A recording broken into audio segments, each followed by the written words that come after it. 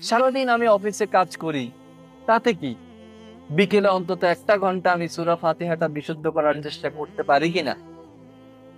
সন্ধ্যার পরে ঘুমানোর আগে অন্তত আধা ঘন্টা যিনি আমার পাশে জানেন, আমার মসজিদের হুজুর হোক, আমার মাদ্রাসার মুহতামিম হোক, মাদ্রাসার শিক্ষক হোক, আমার আশেপাশে যে আছে যিনি জানেন, তার কাছে গিয়ে আমার যে জানার চেষ্টা করা, এই চেষ্টাটা যদি আমাদের মধ্যে থাকে, তাহলে কিন্তু খুব বেশি সময় আমাদের লাগার কথা না সূরা ফাতিহাটা বিশুদ্ধ করে শেখার জন্যে, গুরুত্বপূর্ণ সূরাগুলি সুন্দরভাবে জানার জন্যে, কোরআনটা বিশুদ্ধভাবে সহিশুদ্ধভাবে তেলাওয়াত শেখার জন্যে খুব আহামরি কয়েক মাস কয়েক বছর লেগে যাওয়ার কথা না। দৈনন্দিন যদি কেউ 1 ঘন্টা আধা ঘন্টা করেও সময় দেয়, তাহলেও 1-1.5 মাসের মধ্যেই তার মধ্যে মোটামুটি বিশুদ্ধ একটা তেলাওয়াতের চর্চা তার মধ্যে চলে আসার কথা।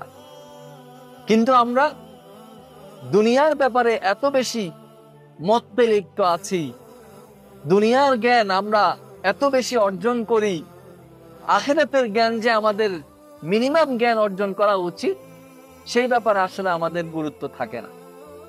সম্মানিত হাজির, আল্লাহ রাব্বুল আলামিন বলছেন সূরা আজ-জুমারের 9 নম্বর আয়াতে, কুল হাল ইয়াস্তাউিল্লাযীনা ইয়ালামুনা ওয়াল্লাযীনা লা ইয়ালামুন।